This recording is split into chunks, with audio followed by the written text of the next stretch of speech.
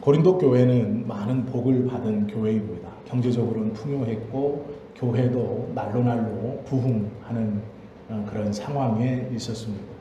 또한 이들이 하나님의 은혜로 영성이 충만하여서 고린도 교회 안에 여러 가지 기적과 이적이 풍성히 나타나고 있었던 그러한 때입니다. 그런데 어느 순간부터 사람들은 이 은사를 따라 당을 파벌로 나누어지기 시작했습니다. 사람들이 많아지니까 먼저는 유대인들, 히브리인들, 이방인들, 율법주의자들, 은혜파, 성령파, 기적, 천사를 믿는 사람, 믿지 않는 사람, 방언을 하는 사람, 하지 못하는 사람, 자신들이 하는 경험대로 교회 안에서 갈갈이 찢겨 여러 마음들을 가지고 있었습니다. 그러면서 소위 자기들이 남들보다 더 우위에 있다. 내가 경험한 것이, 내가 가지고 있고 내가 행하는 것이 다른 이들보다 더 우위에 있다고 생각하고 다른 사람들을, 다른 성도들을 깔보기를 시작했습니다. 그것이 문제가 되었고 고린도 교회는 혼란에 빠졌습니다.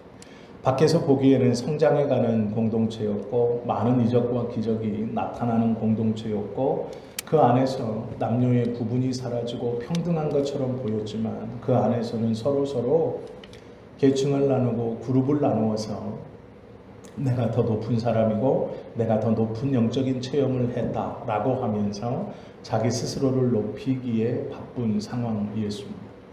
이것은 곧 교만으로 이어졌고 이 교만이 교회 안에서 교회 밖에서 자연스럽게 흘러나가게 되는 상황이었습니다. 이때의 바울은 성령님에 대해서 고린도 교회 성도들에게 하나님께서 원하시는 정확한 가르침을 내려줍니다. 그것이 오늘 본문입니다. 성령님, 우리는 삼위 하나님의 세 번째 삼위에 계시는 하나님이고 이분이 또한 하나님이다라고 고백하고 믿고 있습니다. 삼위일체의 하나님이신 성령님을 아는 것은 우리의 신앙 생활과 굉장히 밀접하기 때문에 중요합니다. 그래서 성경에서 말씀하시는 성령님이 누구인가? 또 이 성령님은 무엇을 하시는가에 대해서 한 번쯤은 다시 고민하고 생각해 보아야 합니다. 성령 강림 주일이 되면요, 기도원에 사람들이 많아집니다. 기도하면서 성령을 충만하게 받고 또 성령의 인치심도 받고 성령을 또 받기 위해서 기도원으로 몰려가서 찬송하고 예배하고 기도하면서 그 성령님의 어떤 은사를 받기 위해서 노력하기 위해 기도원에 가면 사람들이 아직도 많이 있습니다. 저는 특별히 기도원에 갈 필요가 있을까라고 생각하는 목회자 중 한 명이지만 의외로 많은 목사님들 또 많은 성도님들이 이 기도원을 좋아하십니다. 문제는 기도원에 간다, 가지 않는다라는 것이 아니고요. 성령님에 대해서 성경적이지 않은 잘못된 생각을 가지고 있다라는 것이 문제입니다. 교회에서 일어나는 대부분의 오해들 그리고 영적인 흐트러짐들은 이 성령님에 대한 오해에서 비롯됩니다. 성령님이 누구신지 제대로 모르기 때문에 일부 성도님들은 어린아이들이 부모님에게 떼써 자기가 원하는 장난감을 받는 것처럼 하나님 앞에 기도하며 자기가 원하는 성령님의 어떠한 은사 받기를 떼써 기도하는 것처럼 보일 때도 있습니다. 병 고치는 은사를 주십시오. 귀신을 쫓는 은사를 주십시오. 영을 분별하는 은사를 주십시오. 자기가 원하는 것을 때를 써 기도하면 받을 수 있는 것처럼 행동하고 그것이 옳은 것처럼 생각하고 또 그것을 이루어낼 수 있다고 가르치고 또 그렇게 믿고 행동하는 데에 문제가 있습니다. 성경은 성령님에 대해서 하나님이시다라고 말합니다. 성령님은 하나님이시고 성령님은 인격이시고 성령님은 하나님의 영이며 그리스도의 영이라고 말씀하고 있는 것이 성경의 기록입니다. 성령님은 힘이 아닙니다. 병 고치는 은사를 하나님 주십시오. 그러면 나에게 병 고치는 은사가 임한 것, 그것이 성령이 임한 것이 아닙니다. 고린도 교회는 방언하는 사람들은 자신했습니다. 내 안에 성령이 계신다. 그리고 방언을 하지 못하는 사람들은 내 안에 성령이 없다라고 생각하며 부끄러워했습니다. 그러나 성령님은 그렇게 역사하는 분이 아닙니다. 오늘 본문에 보시면 동일한 성령께서 여러 가지 은사를 각 사람에게 구하는 대로 주신다고 말씀하지 않고 원하는 대로, 성령님이 원하시는 대로 주신다라고 기록합니다. 왜 그러냐면 성령님은 인격이시기에 원하는 것을 주실 수도 있지만 그 사람에게 가장 좋은 것을 허락하시고 가장 복되고 유익한 것이 무엇인지 알기에 그에게 가장 복되고 유익한 것을 주신다라는 것이죠. 목회자에게 꼭 있어야 할 성령님의 은혜 중 하나는 말씀을 잘 전하는 것일 것입니다. 병 고치는 것도 아니고요. 귀신 쫓는 것도 아닙니다. 목사에게 있어서 가장 중요한 것은 하나님의 말씀을 잘 전하는 말씀의 은사일 것입니다.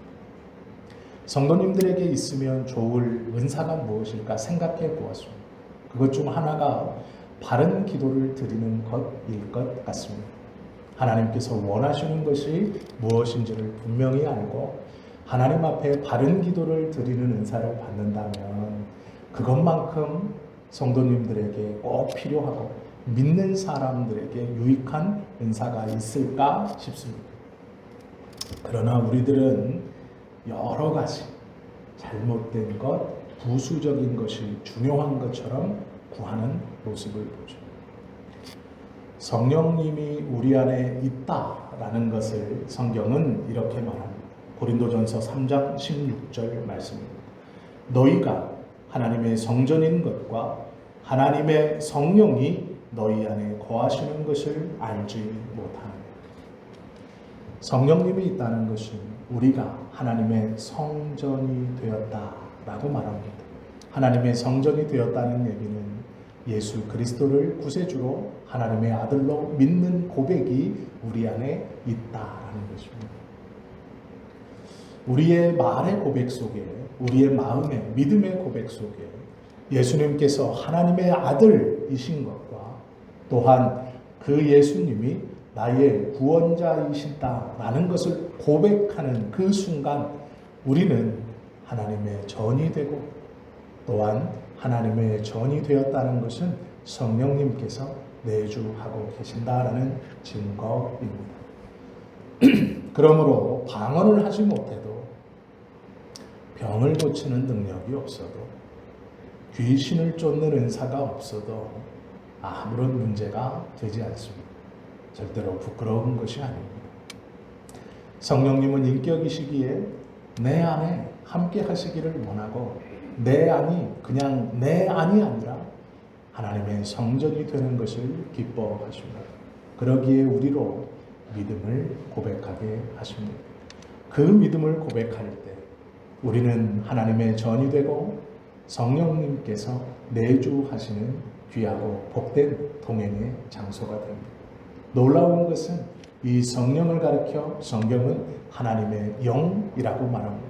무슨 말입니까? 하나님이 함께 계시다라는 뜻입니다.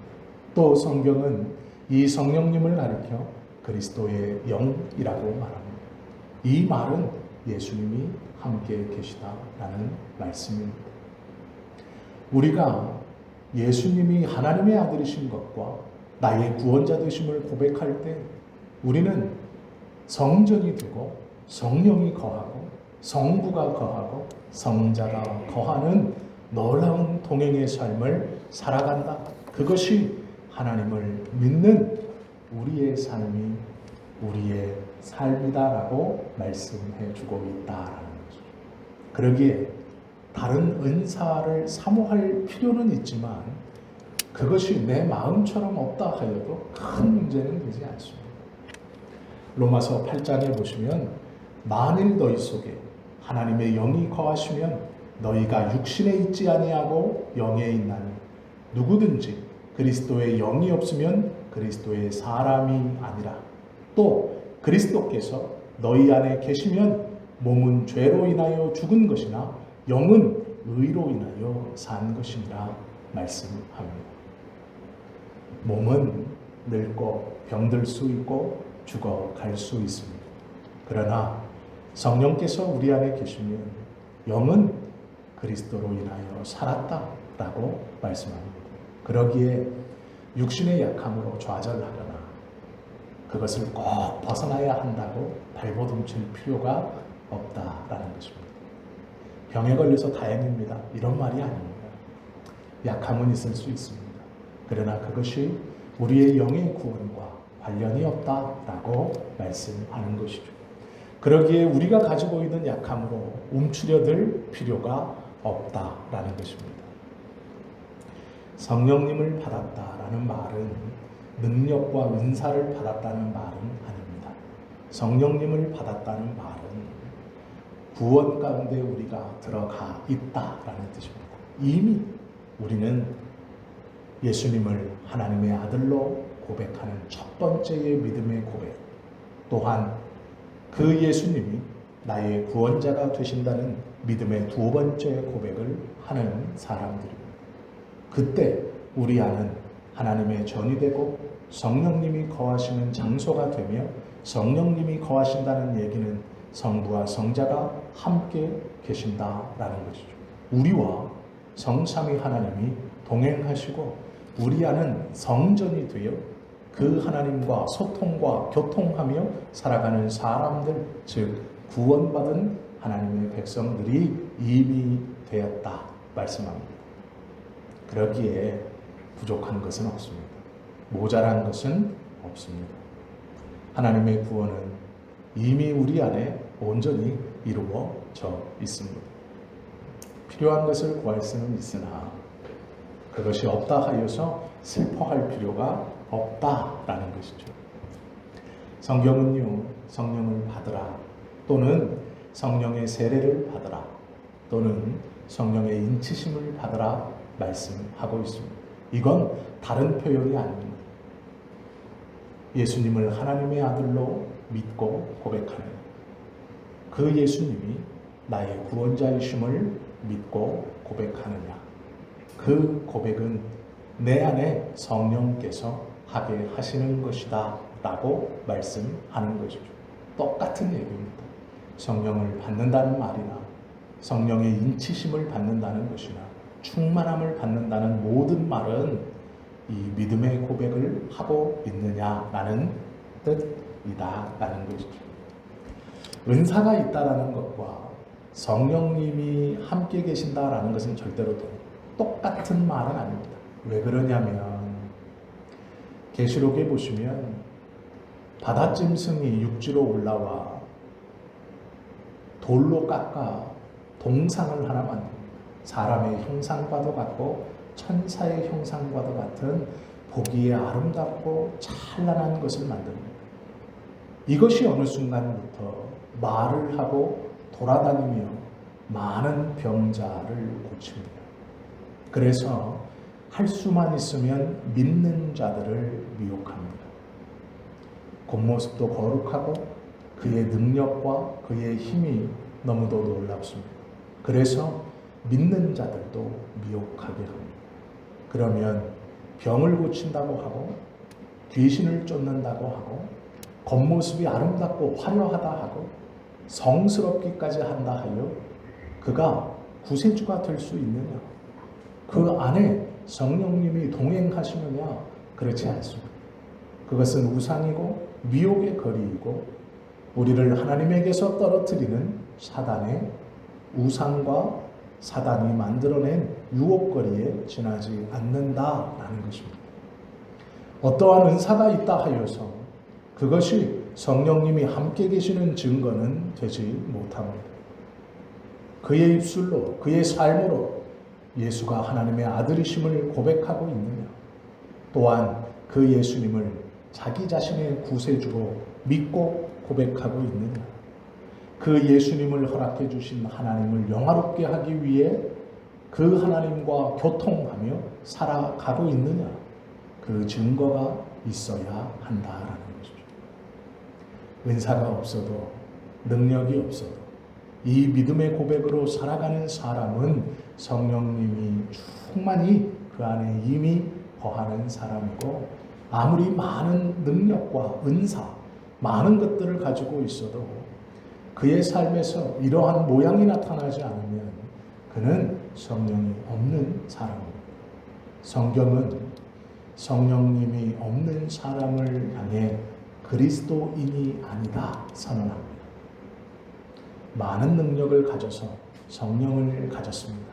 성령을 받았습니다. 그렇게 말하는 것은 어리석은 일입니다. 그것은 잘못된 유혹에 넘어가 있는 어리석은 사람의 모양입니다. 우리는 이미 성령님을 받았습니다. 우리 안에 내주하고 계십니다. 그러기에 성령의 충만함을 달라고 기도하는 것은 어리석은 짓입니다.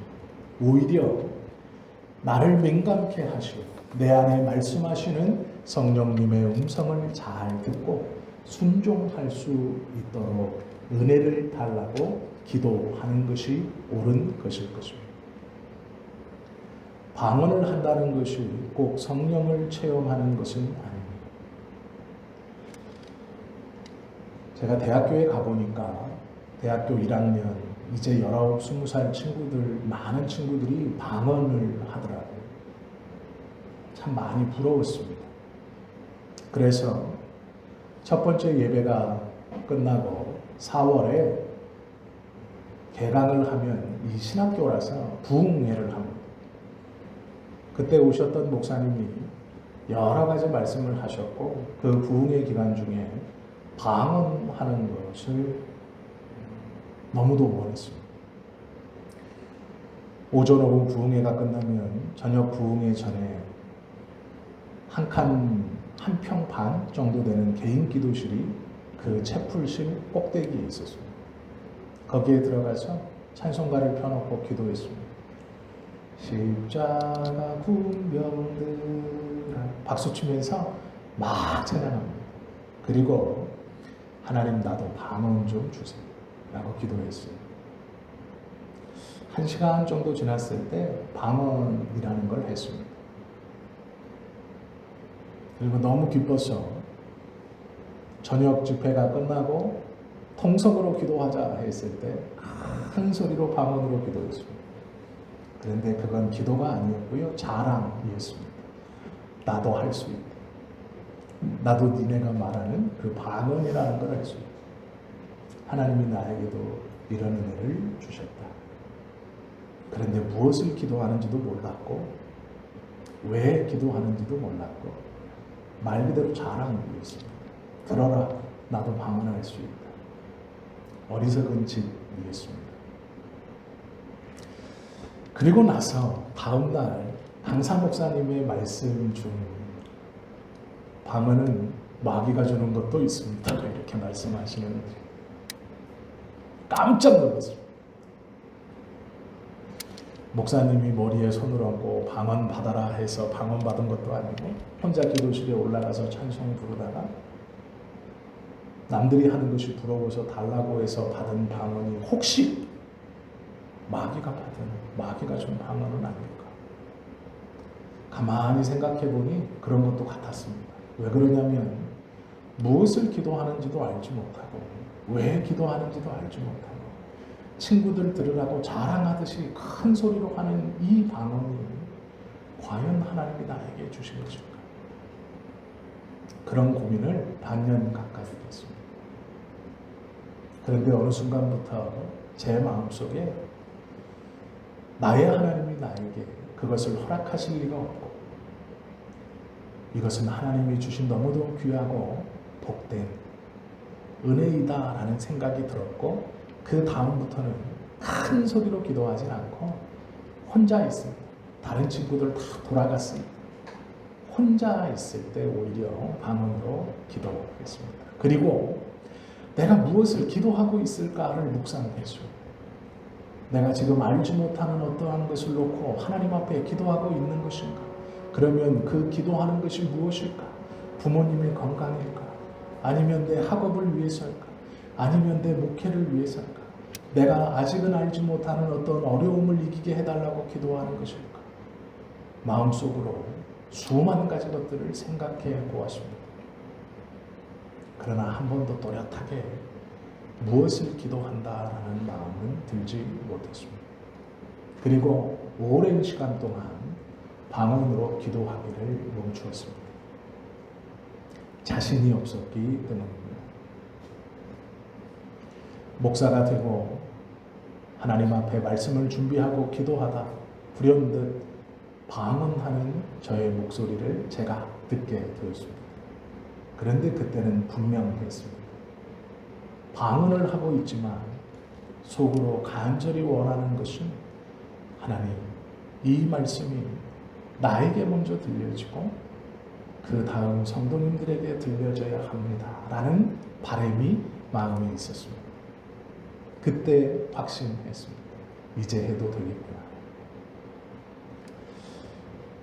방언을 한다는 것이 꼭 성령님이 내 안에 충만히 있다는 증거는 아닙니다. 무엇을 기도하는지 모르고 왜 하는지 모르고 그저 남들에게 자랑하듯 한다면 하지 않는 것이 유익입니다. 예수님의 제자들은 예수님에게 직접 기도하는 방법을 배웠습니다. 그런데 예수님께서 제자들에게 기도를 알려주시며 방언을 알려주신 것이 아니고 똑바른 정신을 가지고 무엇을 어떻게 왜 기도해야 하는가를 가르쳐 주셨습니다. 예수님께서 방언하는 것이 올바른 정신으로 기도하는 것보다 더 중요하고 귀한 은혜였다면 아마 방언하기를 허락해 주셨을 겁니다. 그러나 예수님은 제자들에게 온전한 정신으로 뚜렷한 목적을 가지고 간구와 소원을 하나님 앞에 아뢰는 주님의 기도문을 가르쳐 주셨죠. 그것이 중요합니다. 그것을 온전히 한 후에 하나님께서 필요하시면 성령님이 우리에게 은사로 방언을 허락해 주시는 겁니다.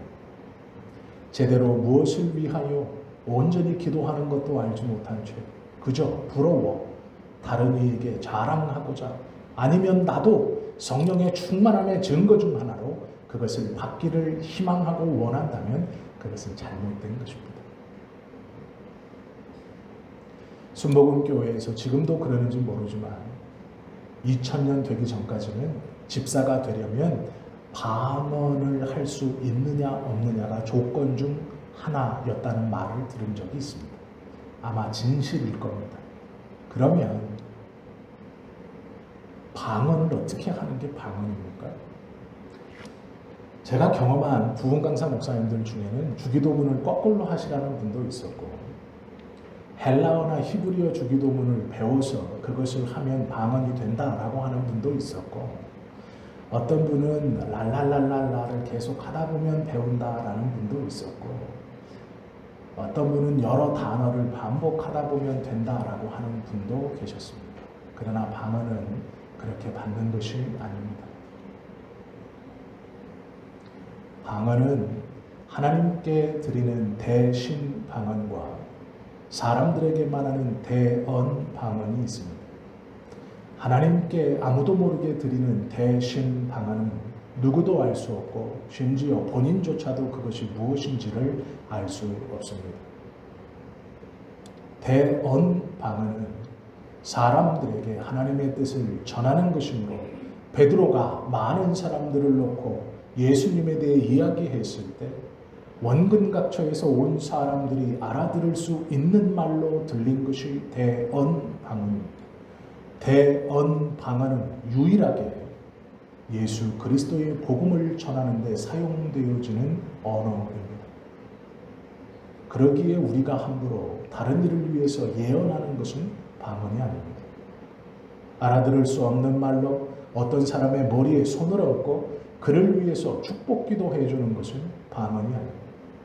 대언 방언은 다른 이에게 복음을 전하는 방법뿐입니다. 하나님이 그렇게 사용하시는 겁니다. 대신 방언은 골방에서 자기 혼자 하나님께서 원하시는 기도를 드리는 기도입니다.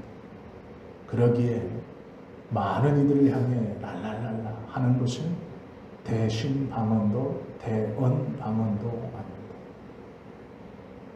방언은 오직 복음을 위해서 사용되어지는 언어입니다.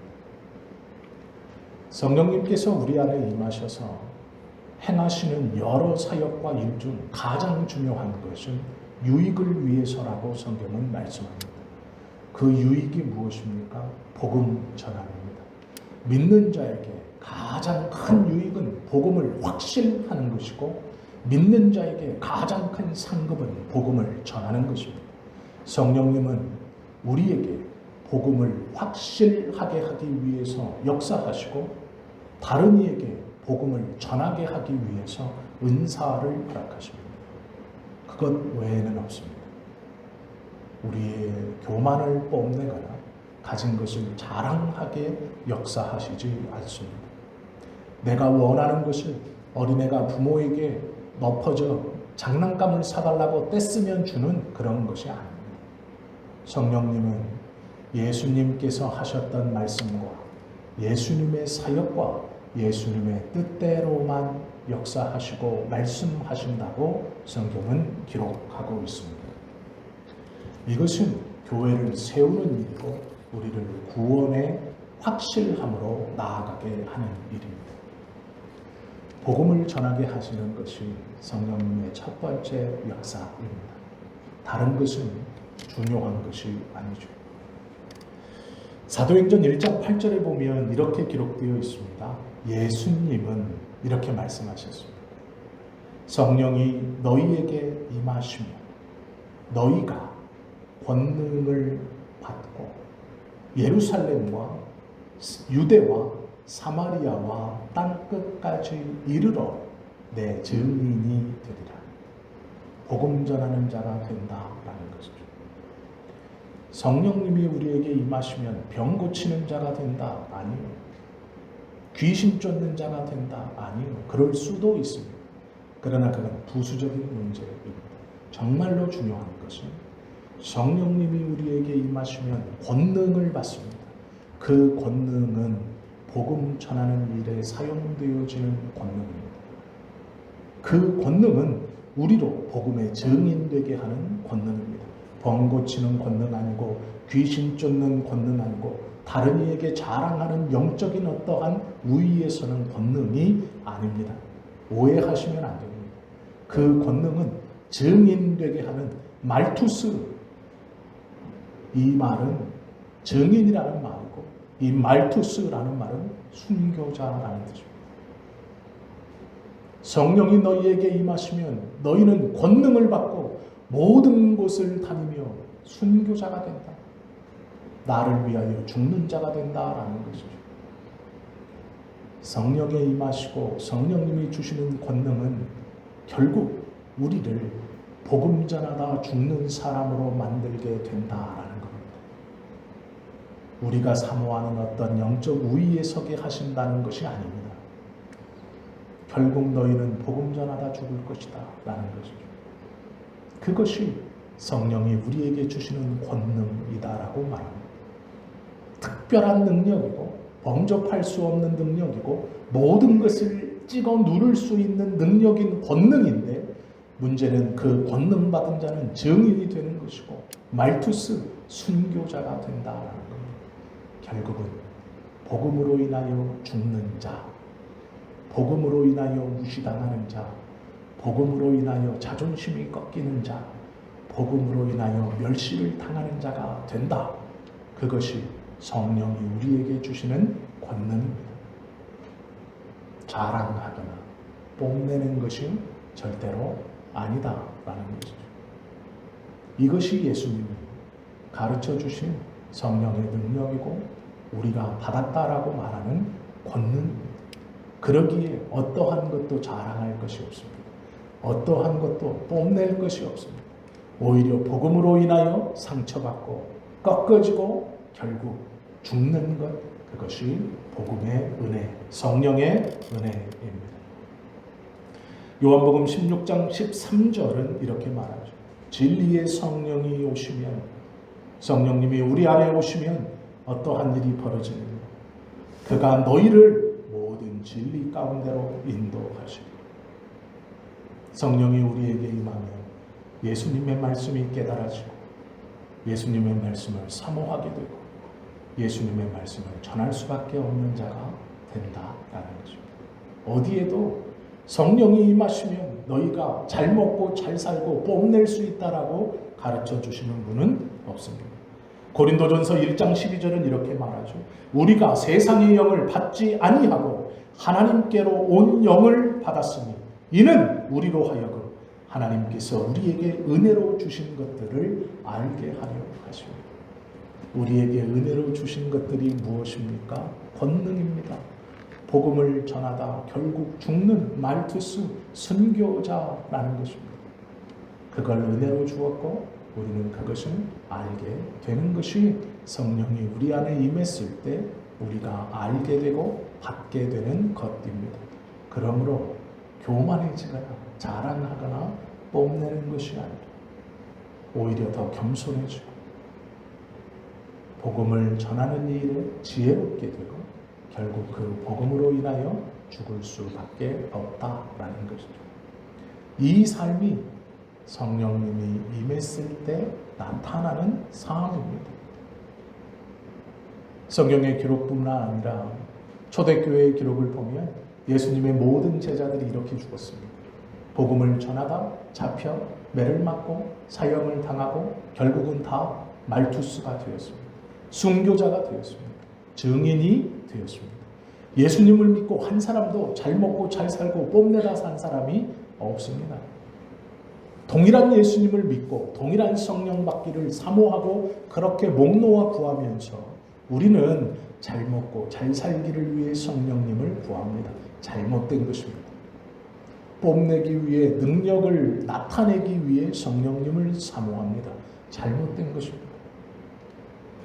우리도 마찬가지로 그 구하는 성령의 은혜만큼 제자들처럼 결국은 핍박당하고 복음으로 인하여 순교자가 되는 것입니다.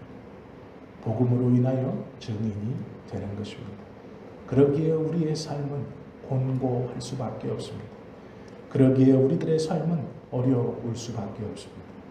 힘들고 어렵고 고난 가운데이며 애매히 질타를 받고 손가락질을 받을 수밖에 없습니다. 그것이 세상에서 우리를 넘어뜨리려는 세상의 방법이기에 어쩔 수 없습니다.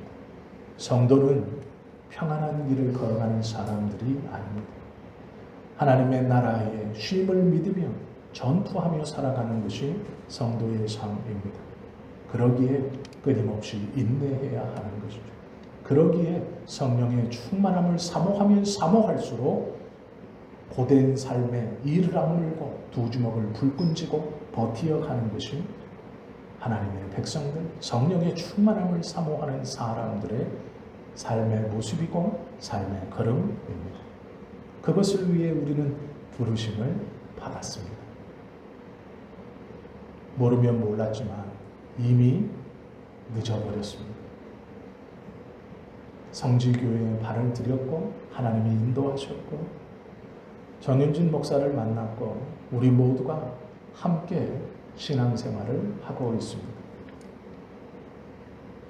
이 성경의 말씀을 듣고 이후에 다른 목사님에게 성령을 믿으면 부자 됩니다 라는 말을 들어보십시오. 마음에 안 들어옵니다. 이미 늦었습니다. 이미 우리는 세상 말로 배려버렸습니다. 성령의 충만함을 받으면 복음을 위해 살아가는 것이 우리의 마음에 말씀으로 들어와 있습니다. 그러기에 성령의 충만함은 우리에게 세상과는 다른 삶을 요구하십니다. 그러기에 우리는 소수일 수밖에 없고, 그러기에 다른 이에게 이 복음을 담대히 전할 수 없습니다. 고생의 길에 내 자녀를 끌어들이는 것은 쉽지 않습니다. 고생의 길에 나의 친구를 끌어들이는 것은 쉽지 않습니다. 그러나 어느 순간 이 복음을 그들에게 전하게 되어 있습니다. 왜요? 그것이 유익이기 때문임을 알기 때문입니다. 그것이 우리 모든 사람이 하나님께서 우리를 향해 품으신 목적임을 알게 되기 때문입니다. 이 성령의 충만함을 사모하는 것이 진짜 그리스도인입니다. 진짜 하나님의 백성입니다. 로마서 8장 26절은 이렇게 기록되어 있습니다. 이와 같이 성령도 우리의 연약함을 도우시나니 우리가 마땅히 빌 바를 알지 못하나 오직 성령이 말할 수 없는 탄식으로 우리를 위하여 친히 간구하시느니라. 그러기에 걸어가야 하고 걸어갈 수 있다라는 것입니다. 우리는 이미 성령님의 인도를 받고 살아갑니다. 결코 쉽지 않은 길일 것입니다. 어떻게 가야 하는지, 어떠한 지혜로움으로 이겨나가야 하는지, 어떻게 견뎌가야 하는지 모릅니다. 그러나 걱정하지 마십시오. 성령께서는 우리를 위하여 간절히 하나님 앞에 구하고 계시고, 우리 예수님도 내가 보좌 우편에서 너희를 위하여 중보하고 있다라고 이미 약속해 주셨습니다. 보라, 내가 세상 끝날까지 너희와 항상 함께 있을 것이다 약속하셨습니다. 이 약속의 말씀이 우리에게 있고 이 기도가 우리에게 있는 한 우리는 이 믿음의 길을 온전히 걸어갈 수 있습니다. 이것이 하나님의 심판대 앞에 섰을 때 부끄럽지 않은 성도의 모습이며 우리의 모습일 것입니다. 성령의 음성을 잘 들을 수 있도록 사모하며 기도하십시오. 세상의 것에 눈 돌리지 않고 성령님께서 주시는 음성에 귀를 기울여 인내하며 참고 이 악물고 잘 걸어가십시오. 가실 수 있고 걸어가야만 합니다. 그것이 우리를 이 땅에 살게 하시는 하나님의 뜻이고 하나님께서 원하시는 우리의 삶의 걸음입니다. 성령 강림 주일 이 날은 하나님의 진짜 은혜와 진짜 권능이 이 땅에 임하고 우리에게 임하심을 기억하는 날입니다. 다시 한번 각오하시고 마음을 새롭게 먹고 하나님, 내가 포기하지 않고 이 믿음의 길, 다른 사람들이 걸어가지 않는 이 길을 온전히 걸어가겠습니다. 그리고 걸어가게 하심에 감사드립니다. 고백하는 저와 여러분 모두가 되시기를 예수님의 이름으로 축원합니다. 기도드립니다.